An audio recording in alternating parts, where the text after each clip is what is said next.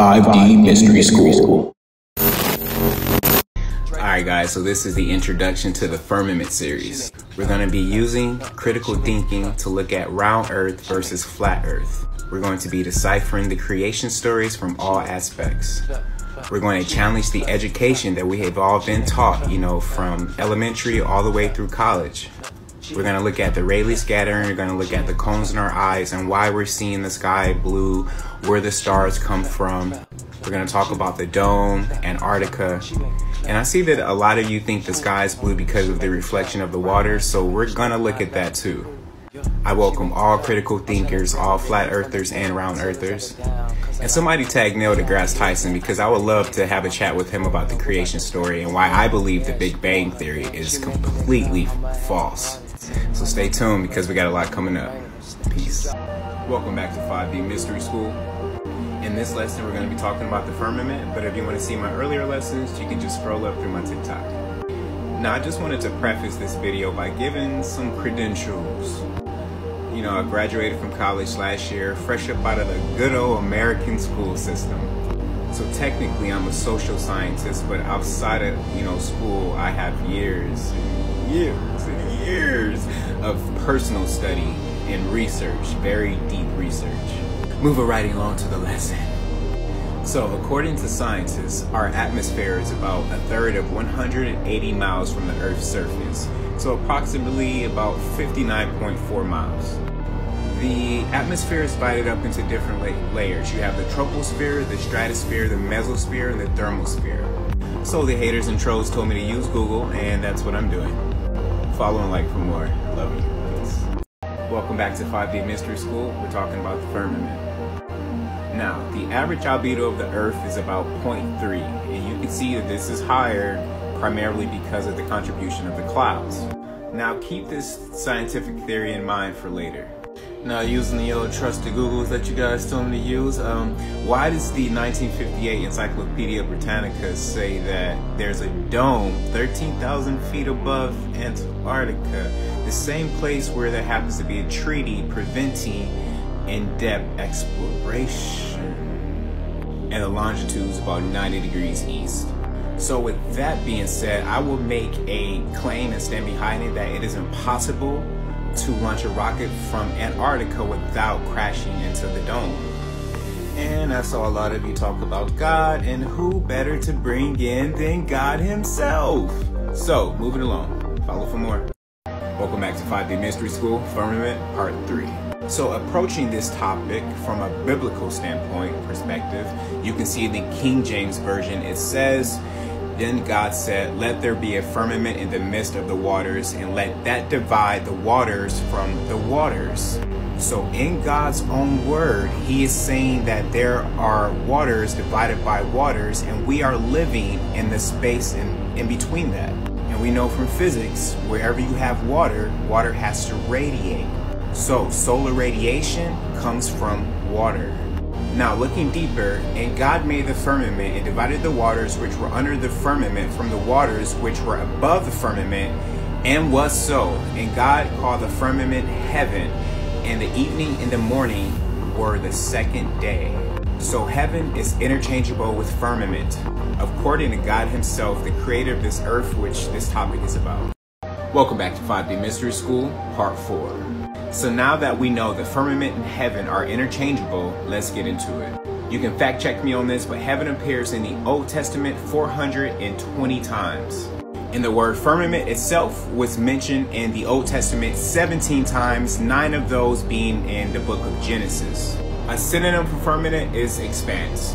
Moving along, Genesis 1:14, and God said, let there be lights in the firmament of the heaven to divide the day from the night, and let them be signs for the seasons and for the days and for the years. Then he repeats himself right after in Genesis 1:15. It says, let them be for the lights in the firmament of the heaven to give light upon the earth, and it was so. And then right after Genesis 1:16, it says, God made two great lights, the greater light to rule the day and the lesser light to rule the night. Now you can see he made stars also. Follow for Part 5. Welcome back to 5D Mystery School, Firmament, Part 6. So in part 5, we covered how he made the firmament in the heaven and the light and the stars on the second day. And it also said the light and the absence of light will be night and day. So if you do all that on the second day, then how would you contradict yourself and say on day 4 you made the sun, the moon, and the stars? You made them twice. Day 2 and day 4, just to be, clear, because that's what your God said here in the Bible. I'm just pointing that out. Now, this canopy model is actually incorrect. It doesn't really accurately account for redshifting. Now, the reason for Earth's albedo is to reflect incoming solar radiation. Now, how can you account for solar radiation if there is no temperature that exists in space? In order to get radiation, you need temperature in space, like part 7. Welcome back to 5D Mystery School, part 7. Now, before I go on, I just want to preface this lesson by saying, look, I get it. Most of us who are watching this video have been through the American education system. That education system was curated by Rockefeller. Most of everything that we know and have learned through our education system about our Earth, the sky, the universe, the stars, has come from NASA and has come from modern scientists. And our modern scientists learned in the same education system we learned in, and they learned from NASA. So looking at it from a realistic standpoint, we all went through the same system, and those scientists that we look up to, they just went further in the education system, and they have degrees which then transmute into their credentials when we look up to for the answers. Moving on. So let's talk about the albedo of snow. Welcome back to 5D Mystery School, part 8, firmament. Now, fresh snow has an albedo of 0.80. Now, this means that when it gets warmer, snow is supposed to melt, right? It burns, my friends. This is some nuclear snow that I never seen in my life. It does not drop. So here in 2021, we can see with video proof that snow is not burning. So that brings albedo into question. This also brings scientific theory of radiation in question if albedo is off. Side note, there is no such thing as a scientific fact. Everything in the science world is a theory. There is nothing proven 100%. And to this day, we still don't know the full mechanism of how clouds work. And clouds are the result of albedo happening. My head hurts. Welcome back to 5D Mystery School, part 9, firmament. So here I brought up a photo of evaporation and how we have been taught that evaporation works. So essentially, higher temperatures lead to more evaporation, and this in turn leads to more clouds. Some clouds reflect a lot of sunlight, and this is an example of negative feedback mechanism. So global warming will lead to more evaporation, leading to more cloud formation.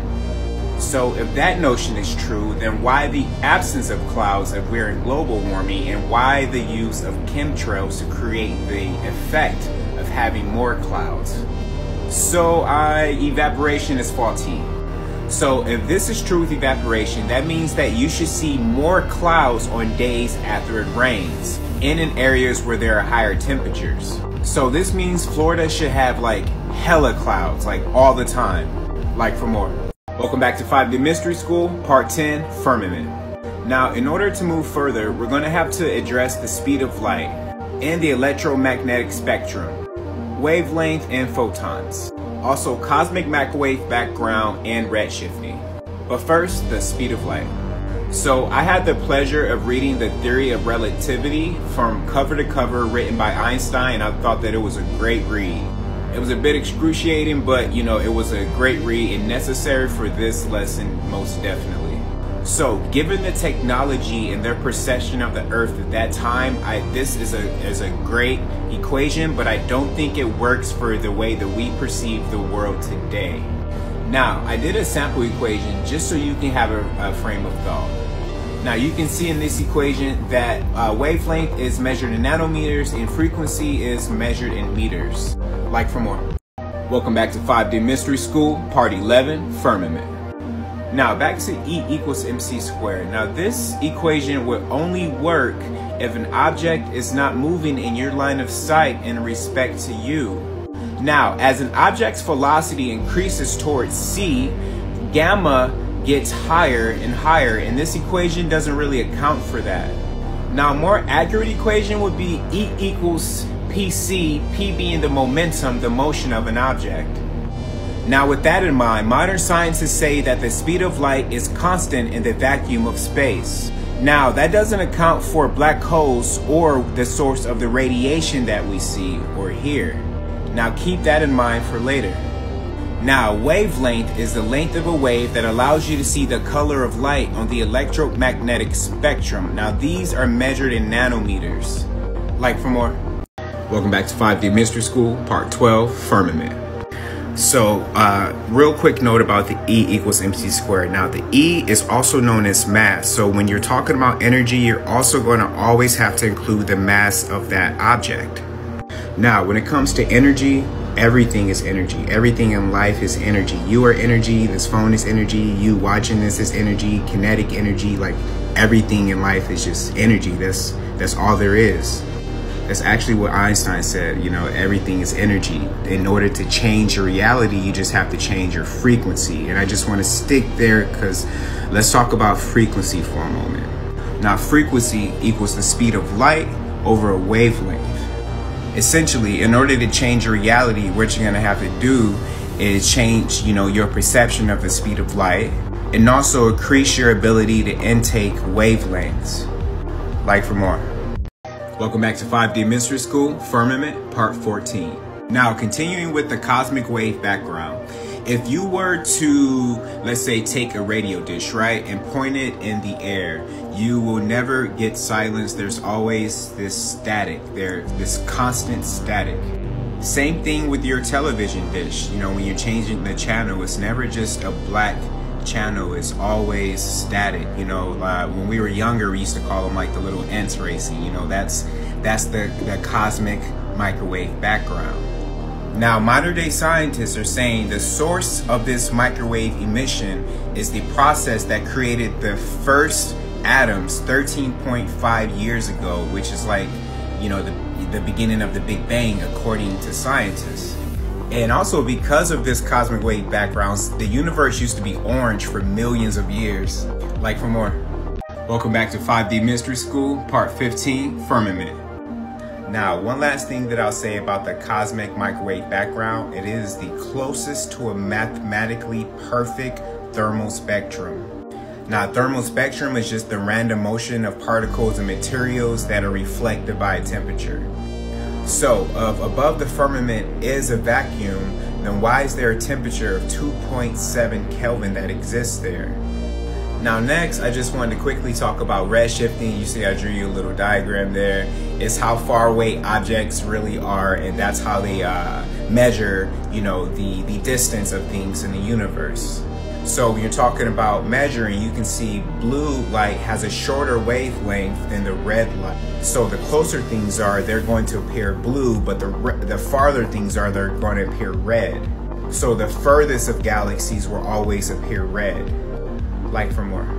Welcome back to 5D Mystery School, Part 17, Firmament. Now, looking at this graph, explaining redshifting, you can see as an object moves towards you, it blue shifts. That means that it takes on a blue appearance. When an object moves away from you, then it takes on a red tint, and that's called redshift. Now you can apply this same logic to sound. So as a source of measurement in the universe or above the firmament, this is how they measure the distance of galaxies and objects when they're using satellites. A little fun fact, sun redshifting has suggested that we are at the center of the universe. So just to review, when an object moves towards you, the light waves are compressed and it blue shifts. When an object moves away from you, the light wave stretches and then it's a red shift. And as a measurement in the universe, it's called cosmic redshift. Like for more? Welcome back to 5D Mystery School, Part whatever, Firmament. So referencing my last video, higher frequency sounds and waves are produced when those waves are compressed. A lower frequency happens when those light or sound waves are stretched. So with that in mind, you can see this is when you say somebody in your life is like on a high frequency level or a low frequency level. You can literally see they're like suffering, or they're up there in the ultimate consciousness, or passing the blue and going up to a purple, which is actually the shortest wavelength, shorter than blue. So this is why people who have like high frequencies, their indigos, their auras are like indigo or like purple. That's up there in the ultimate consciousness. It all has to do with frequencies. So using cosmic redshifting, astronomers can measure the distance of galaxies 12 billion light years away. Like for more. Welcome back to 5D Mystery School, part Firmament.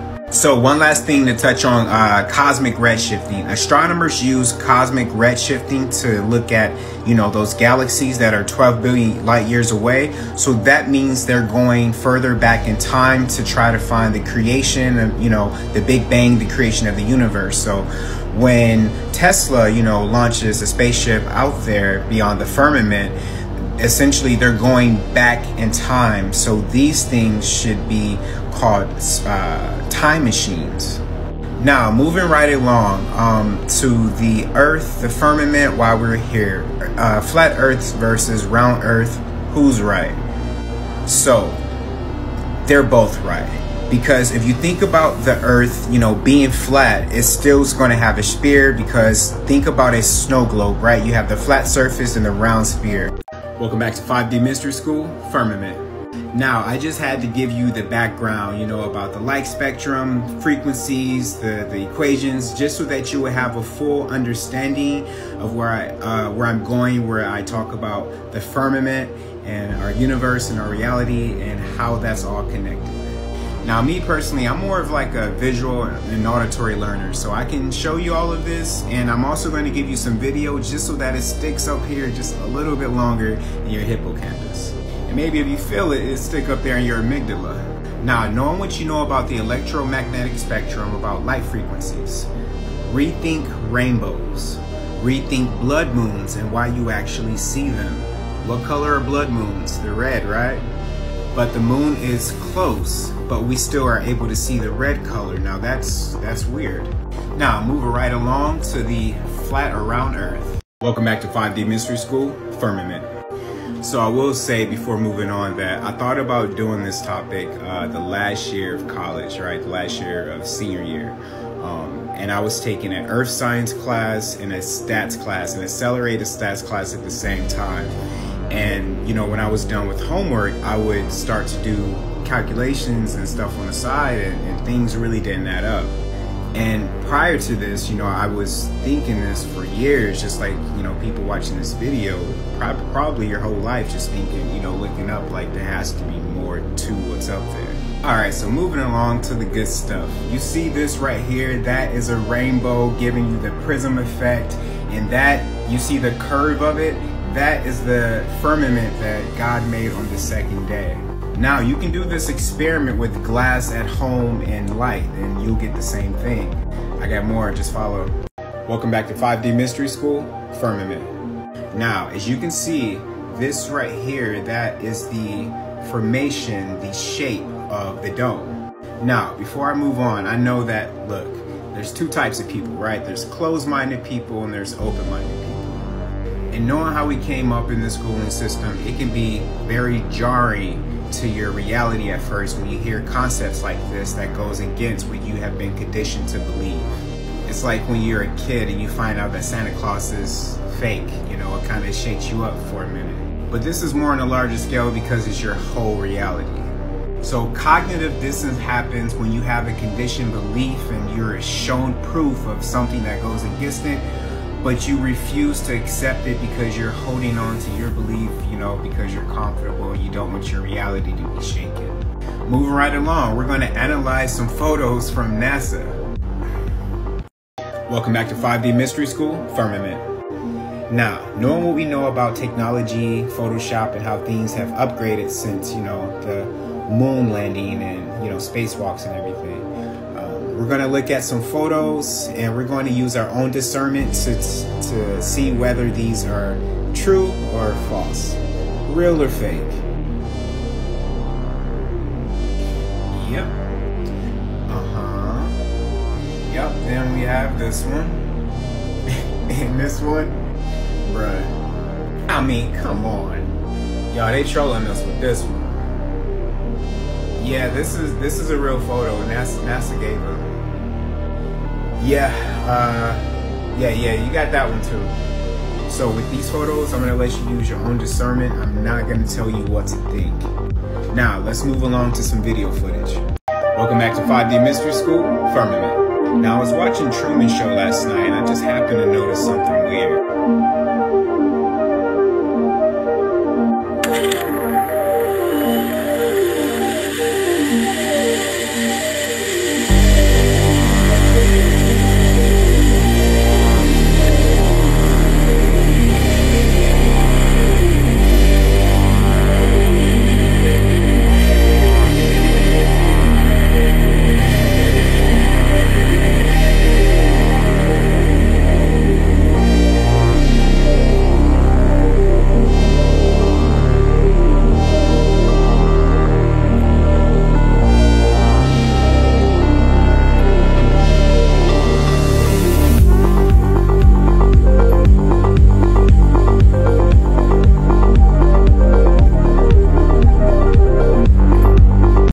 Flat because one, you're not far enough away at your size. Two, your size isn't large enough relative to Earth to notice any curvature at all.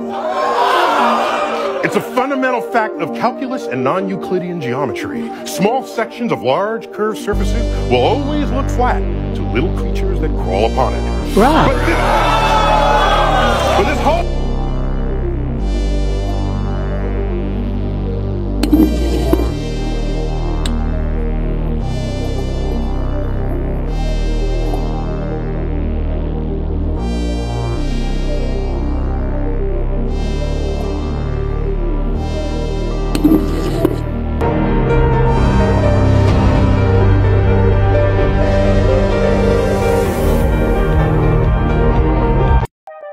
Welcome back to 5D Mystery School, and now we're going to look at the sources that have conditioned the belief that the world is actually round. Now, as I said before, a majority of Americans have been through the same education system, so therefore the same sources probably taught us all the same thing. Now we're going to take a look at those sources that have conditioned the popular belief that the world is actually round versus flat. First, we have Greek philosopher Pythagoras. So Pythagoras looked up at the moon and noticed that there was a curve in the line from the moonlight to the surface. And he determined that a flat moon would have a straight line, so therefore the moon must have a sphere and the earth is round. Although this is a great frame of thought, you have to account for the sphere on top of the flat earth. So unfortunately, this theory is debunked. Next, we have Greek philosopher Anaxagoras. Anaxagoras is watching the moon during an eclipse. Like, he was what? Anyway, he noticed that there was a shadow covering the moon and he thought that, oh, that must be the earth. Welcome back to 5D Mystery School, Firmament. So we left off on Anaxagoras. Anaxagoras is watching an eclipse and he noticed that there was a shadow covering the moon and he thought that that must be the earth. And since there was a curve to that shadow, then the earth must be curved. Bruh. And we stuck with it. So although this is another great theory, you have to account for what happens to light when it hits water. It bends. And if you have the moon and the sun rotating on a circular axis in the sky, then this is exactly what you will see. So unfortunately, this theory is debunked. Next, we have good old Greek philosopher Aristotle. Aristotle says star constellations that were visible in Greece were hidden behind the horizon in Egypt, so therefore Earth must be a sphere. Now here's a map of Greece to Egypt. Take a good look at it. Now, if you have star constellations that are visible here in Greece, of course they're going to be hidden behind the horizon here in Egypt. Debunked! Welcome back to 5D Mystery School, Firmament. So this is Greek astronomer Eratosthenes. So in the summer solstice, the sun reaches a peak in the sky. So Eratosthenes decided to go to two distant locations and measure the shadow off the sun that the buildings were giving. And supposedly using geometry, he was able to calculate the curvature of the earth and the entire circumference of the earth. Bruh. Yes, if a sun is above you, it's going to cast shadows behind the building, and that does not mean that the world is round. Because if you have a flat earth with a round sphere, it's still going to do the same thing. So this theory is debunked. So due to those 3 Greek philosophers and 1 Greek astronomer, we believe that the Earth is 40,000 kilometers from the North to the South Pole round. In the following videos, I will prove that that is incorrect. And the best way is video footage. Follow and like for more. Welcome back to 5D Mystery School, Firmament. So before I start, I just want to say, if you guys don't know, I want to let you know now that last year astronomers did announce that we now have 2 moons here for Earth. And also China has officially built an artificial sun that is 10 times hotter than our real sun. You didn't know? Now you know. And just in case you need a little more proof, you can see here, China has successfully activated its so-called artificial sun and nuclear fission reactor. You can pause it and read it. But when you go outside, that sun does feel hotter, right? You can't really look at it the same as you did when you were a child, right? It doesn't look yellow, it kind of looks more white, more like nuclear energy. I mean, this is something you can go outside right now and see with your own eyes. I took this photo of the moon, that's why I keep using it. Next, we're going to be looking at real video footage from people just like us, showing 2 suns and some weird shit in the sky. Follow and like for more. Welcome back to 5D Mystery School, Firmament. Roll the footage.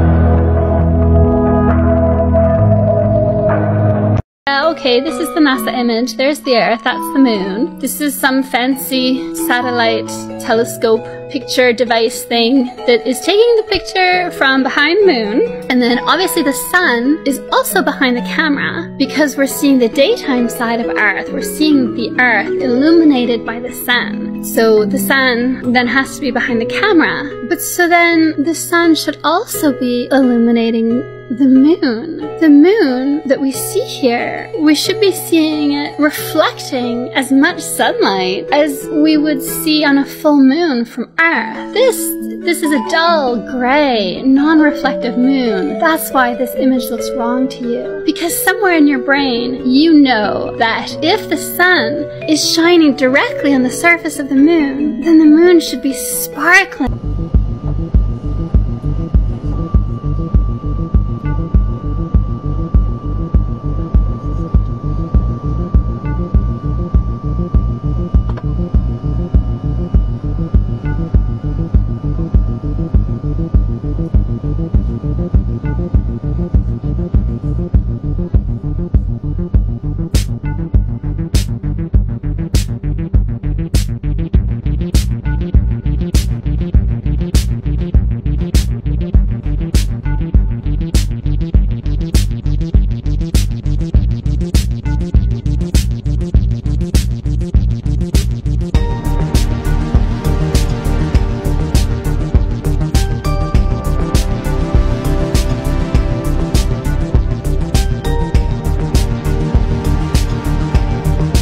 Alright guys, so you know how you watch a movie when they go to space, you always see stars.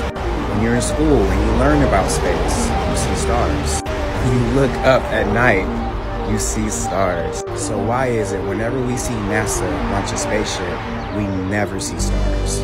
Whenever somebody goes and tries to smash through the firmament, we never see stars up there. Also, the sun moves, the planets move, but the stars stay in the same place for our entire life? The Big Dipper is always going to be in that exact same spot, but everything else moves. I'm looking for an answer that doesn't involve what they condition us to believe in school.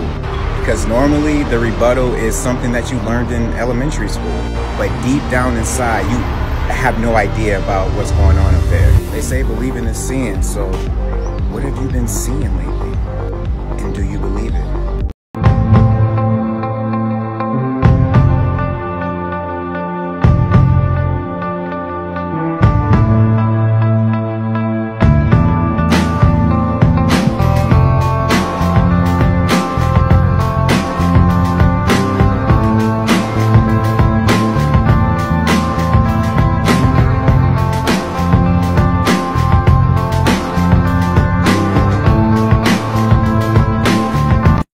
Time lapses of the South Pole at sunset. You guys ready for this?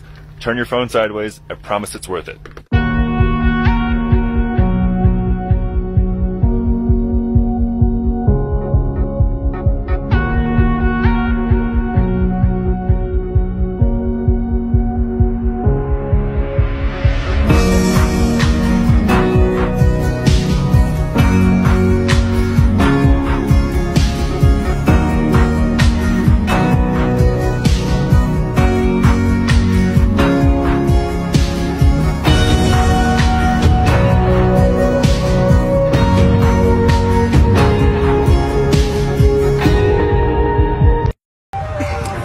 TikTok you just watched was cool and all, but I got a serious question.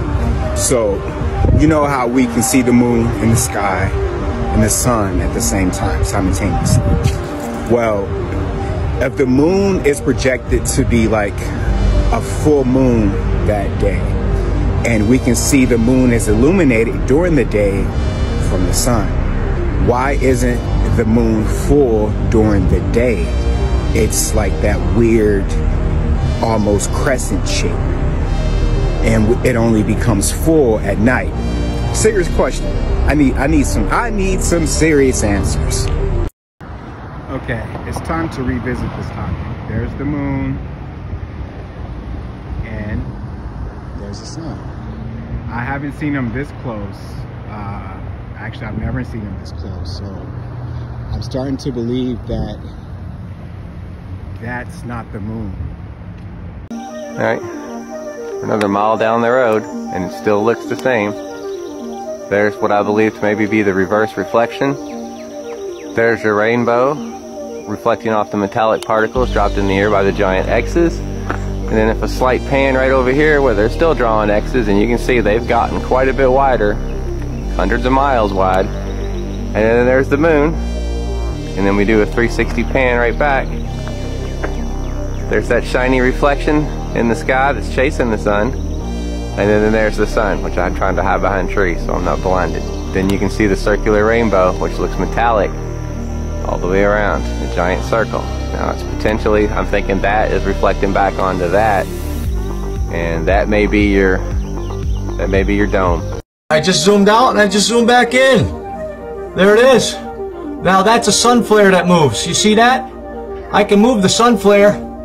You can't move that, guys. And I can see it with my naked eye too. I can see it with my eyes. There's two of them there, guys. There's two of them now. It's coming out of the sun. Holy shit, I can't give this up. I'm not going to give this up because I'm moving this around. If that was a sun flare, guys, it would move. It would be moving. If it was a sun flare, it's still stationary. In the video, you can see the sun flare move. That thing does not move. Sorry my hands are so shaky, guys, but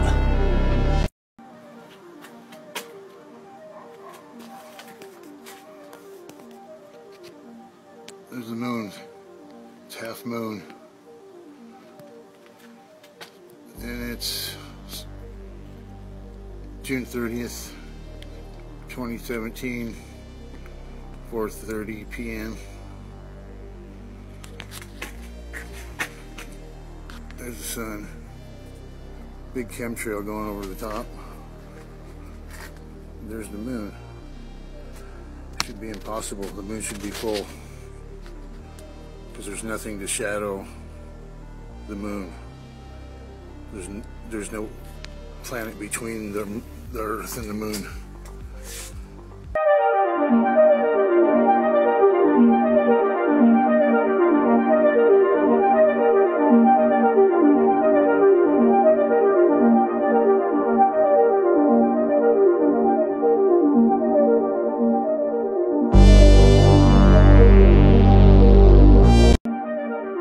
So the sun's going down over there.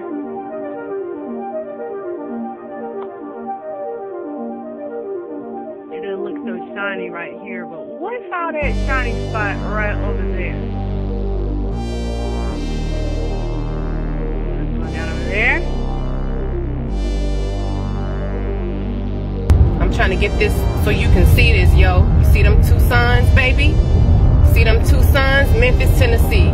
Okay, now I don't know, other people in other parts of the world can see this shit, but they are chemtrailing in front of both of them, trying to keep them motherfuckers blocked from y'all being able to see this shit. Yo, oh my god, one right there and then the other one's right there. Look at all them chemtrails.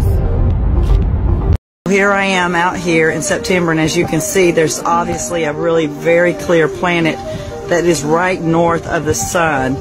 And wow, I would love to say it was the moon, but since the moon happens to be right here on the opposite side, there's no way it is. And since we all have been taught in school that Mercury and Venus do not show up, oh, just look at that planet just beaming and shining right now. Somebody tell me what it is. Thank you.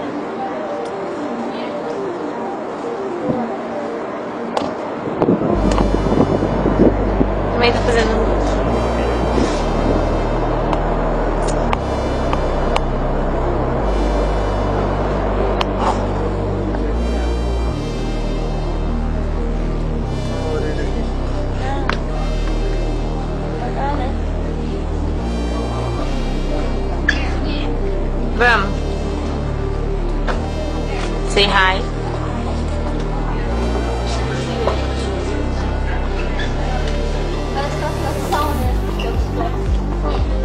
Parece muito nos sóis. Ali, ó. Ali tem os sóis. Ali tem outros.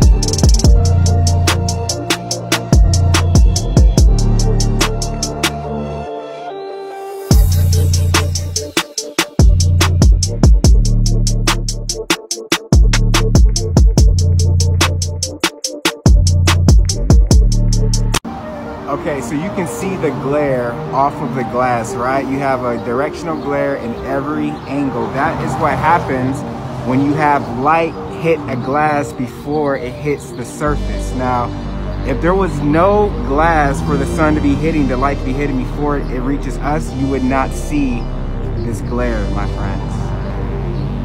All right, guys, I have 3 questions for you. 1, why do we see rainbows when there's no rain, when rain is the only reason that there are rainbows? Could it be a reflection off the firmament, aka the compressed hydrogen? 2, we all know that China made a second sun that's 10 times more powerful than our sun, but question is, what did they do with it? Where did it go? Number 3, we all know that the Nazis went to Antarctica. They found the truth of what was in Antarctica. The Nazis then came to America and started NASA, and then NASA taught us everything we know about science, and now we think the world is round. So the only reason that you think that that's an atmosphere up there and the world is round and everything that you know about science is because of the schooling system. So couldn't it be a small chance that the same people that taught you about Christopher Columbus probably lied about this too? Think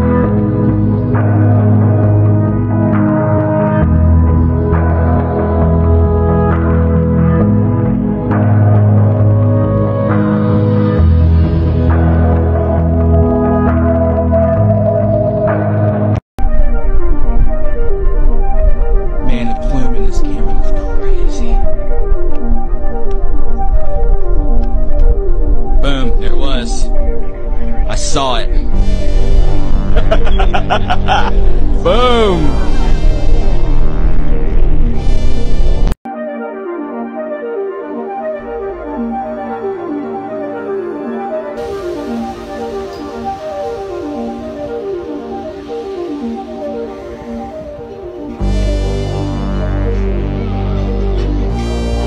See this, bro, but a rocket just took off and it hit the dome. That's the cloud. It hit the dome and went crashing back.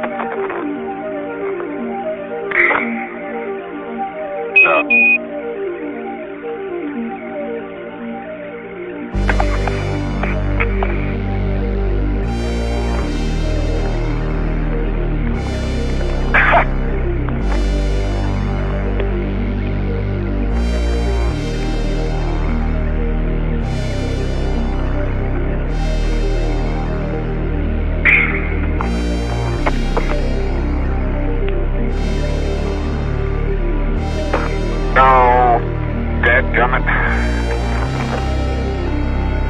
Well, hey, Jim, would you go over and help Twinkle Toes, please? Really? I tell you, you fix that camera bracket so the back's even with the dirt, huh? Okay. You like that flag there, Joe? It's beautiful. Yeah, we think it's pretty nice too.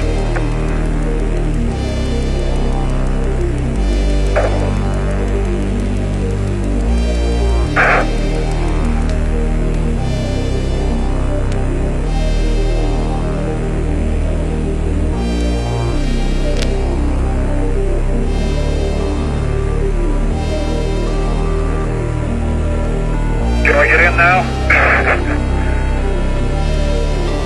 You're coming up on a feedwater cone, probably.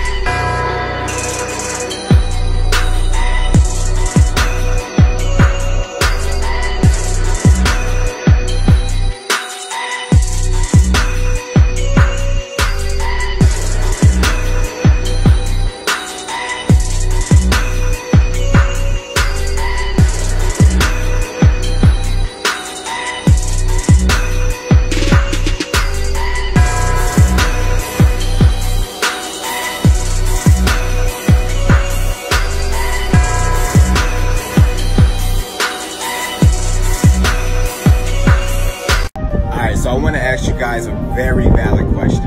Have you ever, in this entire human experience, seen a real photo of this earth? Have you ever seen a real photo, a real round photo of this earth that substantiates your claim that this earth is in fact round?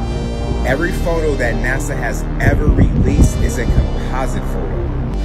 I'm asking because you're making very, very strong statements that the earth is round with absolutely no evidence at all. And so when people make statements that are contrary to what you believe, you make fun of them, but in fact you have no proof. So your evidence is weak as f***. So again, I ask you, is this earth that we live on round or flat? How do you know?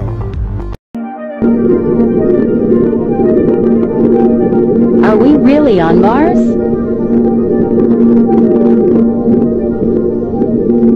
Bruh, like for real though.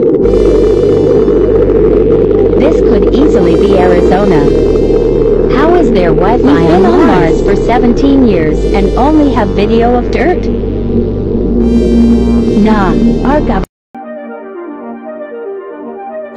Dan sat in the pilot seat during this operation, sort of monitoring the motion of the vehicle, making sure that it was steady and that Look over here, there's a man's head in space.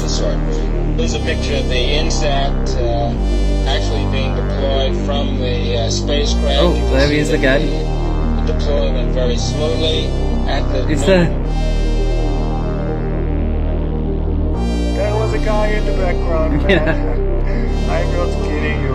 You can't deny that that's someone in the background. There's a guy in the background. Well, it's either a guy or a massive rock or alien that's just quickly zipping by. Look at this.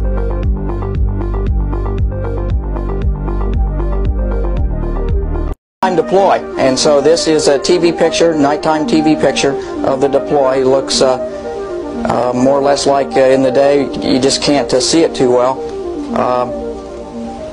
Went smoothly, and really not much else to say about that. We had another deploy. Here is a smaller portion of the clip, and you can unquestionably see the wire attached to the supposed satellite that is being deployed in space. Sorry, NASA fanboys. If NASA faked any of it, then all of NASA's work is suspect. That is just a quick scenes of life in orbit. Our first task, of course, was to deploy Telesat. It was a nighttime deploy, and so this is a TV picture, nighttime TV picture of the deploy. It looks more or less like...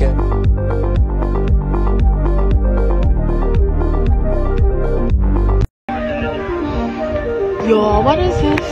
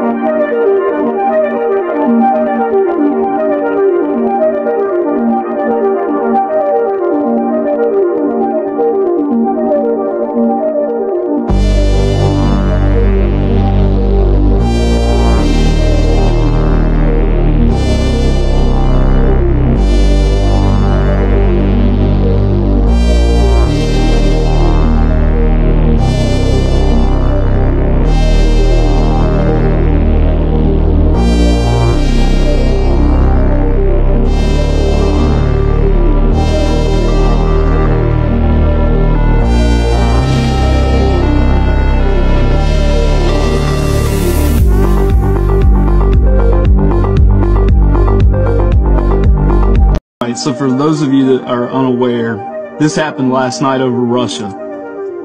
It looks like the exact same thing that just happened over California. Now, I'm not saying that this is a UFO, because I don't believe that. I believe this is genuinely a rocket. But I believe this actually shows the rocket hitting the firmament. Check it out right here. It hits and then starts curving this way and then falls. We'll do that again. Alright, it's reaching altitude. Hits the dome and curves and starts falling down. So I just want to put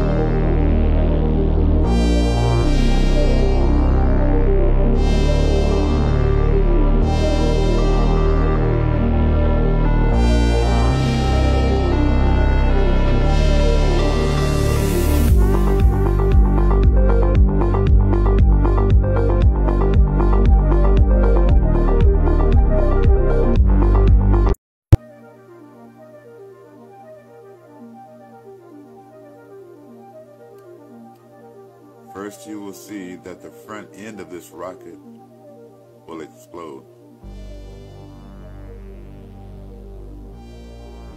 And when I say explode, I don't really mean to literally explode. I mean it made contact with the dome. Because as you can see, the rear end of the rocket is still there intact. You can see the booster at the back end right here.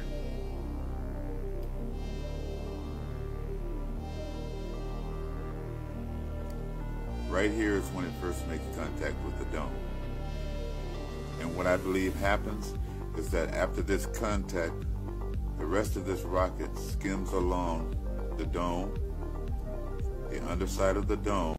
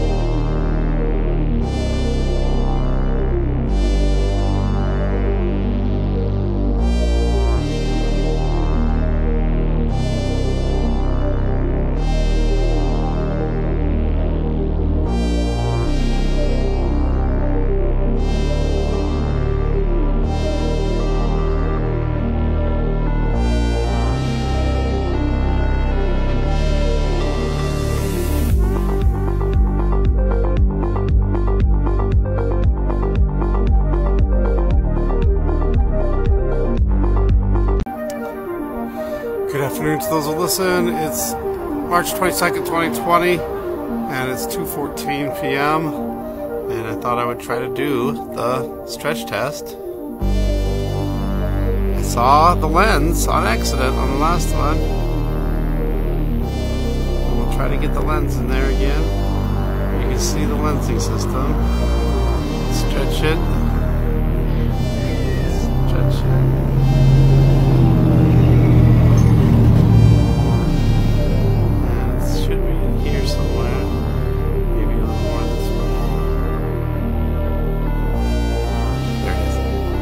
Lens.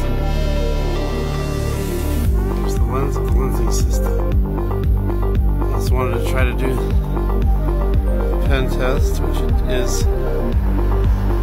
Off now. My goodness.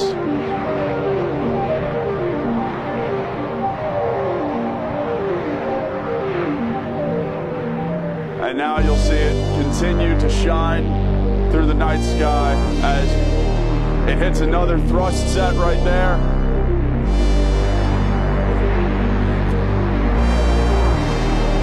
Just see the trail it's leaving behind. Absolutely amazing. And to describe it to you, and you can see it, but from the ground, it almost looks as though a cloud of smoke with its own mind is just shooting through the sky. This is absolutely incredible.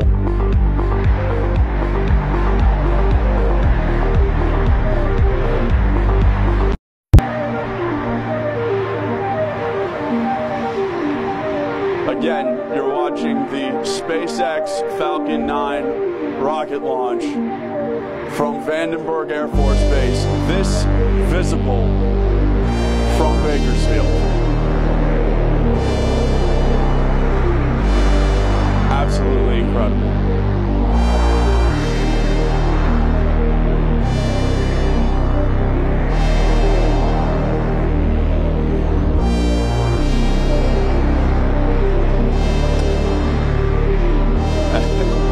And at this point, it looks amazing, but at this point, I really couldn't tell you what exactly is happening because space travel isn't exactly my line of expertise, so hold on to this shot for as long as you want, but Dave. Alright guys, as we draw to a close on this firmament lecture, I do have a couple of great points for you. Now I do see some of you asking, what's the point of the Earth is round or flat? Does it even freaking matter? And I'm actually happy that you asked that. Now, here's what I believe. I do believe that the Earth is both round and flat with the flat bottom and the spherical top. I believe that somehow the spherical top keeps our soul entrapped in this life, this human experience, therefore making this a prison planet. Nobody really knows the truth of what's going on, but the powers that be, they actually do know the truth. They create our history books and give us this false sense of an actual reality. And we buy it, never questioning it. People that actually do come close to figuring out what's happening, they are deemed crazy because it goes against everything we're conditioned to actually believe. If the Earth is round, we have no proof. I believe the Earth is a dome. I gave you plenty of proof. Go back and look at my other videos. Guys, you have to believe your eyes. I believe the veil is thinning. People are becoming more conscious, and this is the right time to rise up. Don't believe me? It's in the Bible. Believe God. Hallelujah.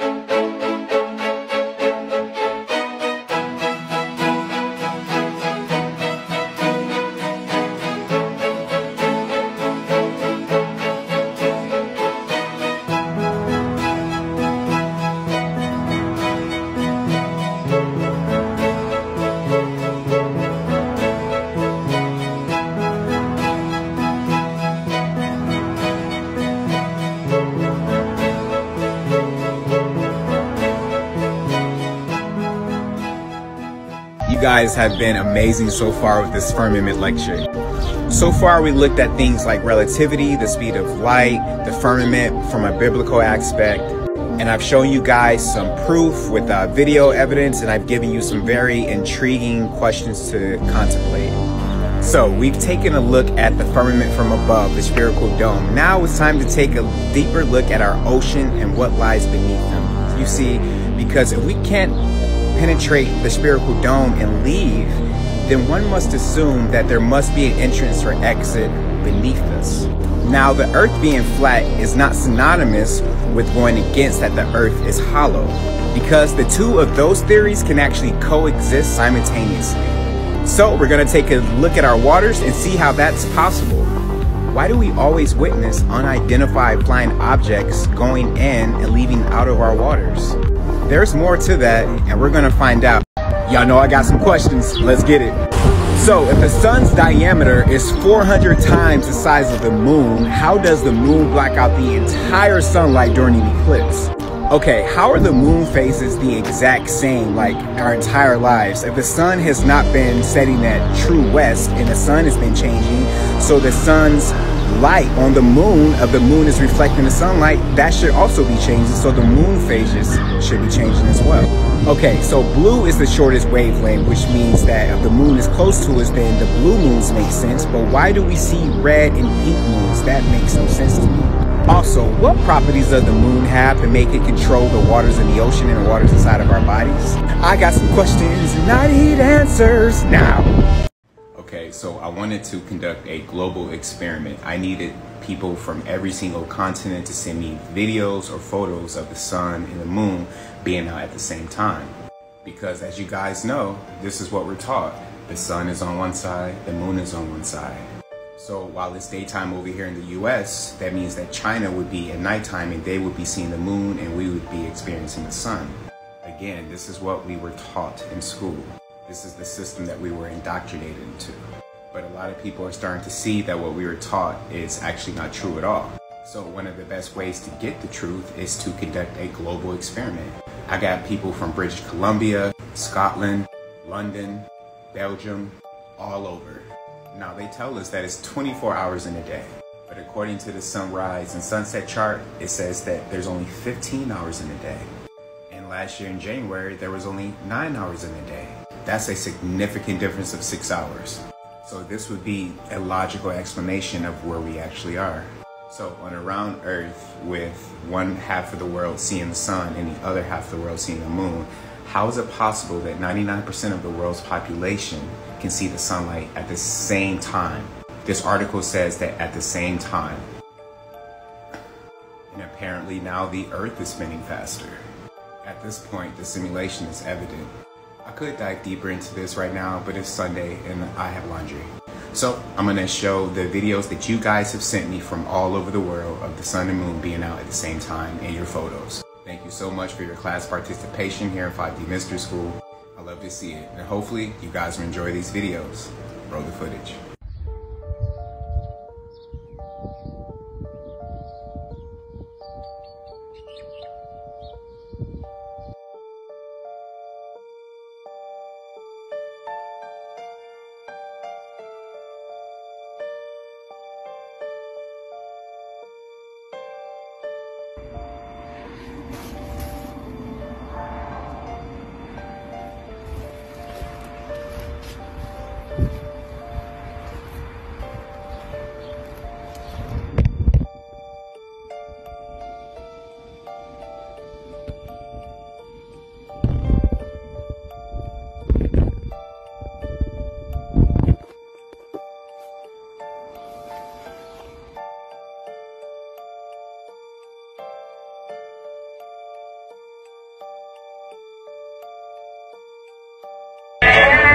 Se acabó tu dinastía, soy emperadora pero la corona es mía, tengo el mando.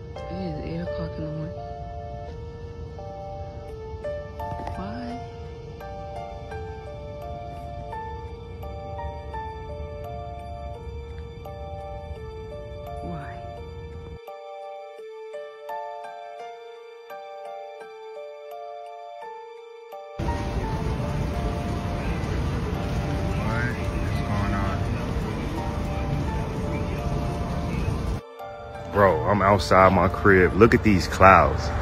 Look at this. I'm convinced they putting all these clouds, one, for the weather manipulation, but also to block the sun. Because they know us unvaccinated folks is gaining power from it. But look how big these fucking clouds are. I've never, ever, ever seen clouds this fucking huge. Ever.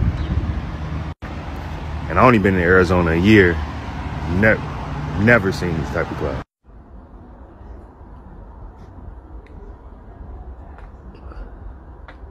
See the clouds beyond the clouds. It's all mad, isn't it?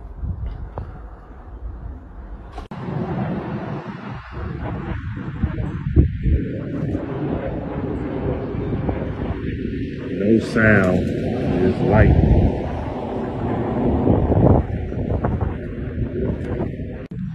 No sound. Just light. Shit been going on for like a good hour. I mean, I ain't gonna say 1 hour, it's probably a little longer.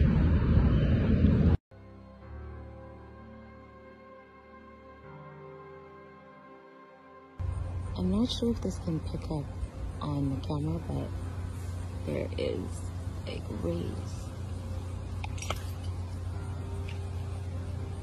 rays going up. That's the sun setting. And before, there was no cloud in front of the sun. That dark cloud just came out of nowhere, pretty much, and is covering the sun. Huh. Yeah.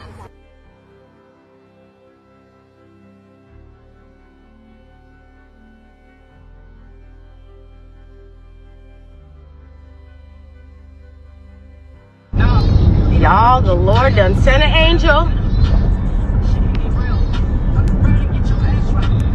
Look at that.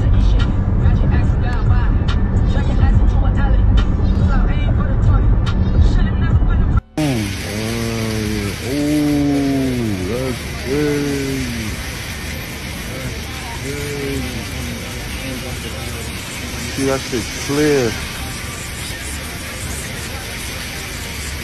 Oh, yeah, really the sun with no shine. You're like there, right there, the moon. The moon, up there. Yeah. See the moon? Yes. Why is it so close? Right. Yeah. And then you have the sun. The sun? Yep. The sun. The sun is right there. How do you explain that?